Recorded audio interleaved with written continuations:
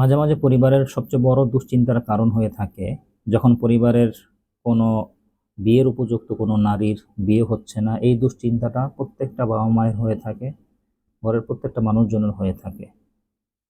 তো আপনাদের সামনে একটা সুন্দর আমল নিয়ে হাজির হয়েছি ইনশাআল্লাহ তাআলা। এই আমলের বরকতে আপনারা অবশ্যই অবশ্যই যত বড় ধরনের বাধা থাকুক না কেন, বা উপযুক্ত নারীদের যাদের বিয়ে হচ্ছে না অন্ততপক্ষে, তাদের দ্রুত ইনশাআল্লাহ বিয়ে হয়ে যাবে। আমরা শুরুতেই নিয়ত করে নিব, শুরুতেই নিয়তটাই হচ্ছে প্রধান। নিয়তটা আমি করে নিব যে আমি টানা 3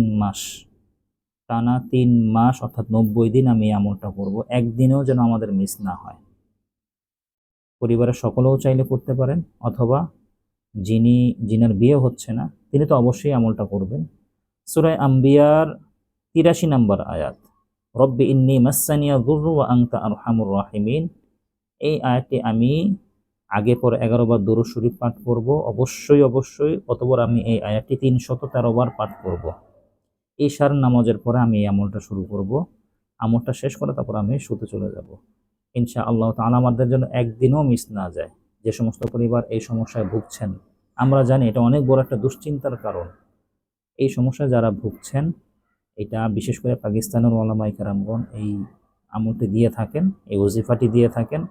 আপনারা চাইলে এই আমলটা করতে পারেন। এটা সাজলে তরিকার অনেক পরীক্ষিত একটি আমল, চাইলে আপনারা করতে পারেন ইনশাআল্লাহ তাআলা। এই কালামের বরকতে, পবিত্র কালামুল্লাহর বরকতে খুব দ্রুত বিয়ে শাদী হয়ে যাবে ইনশাআল্লাহ।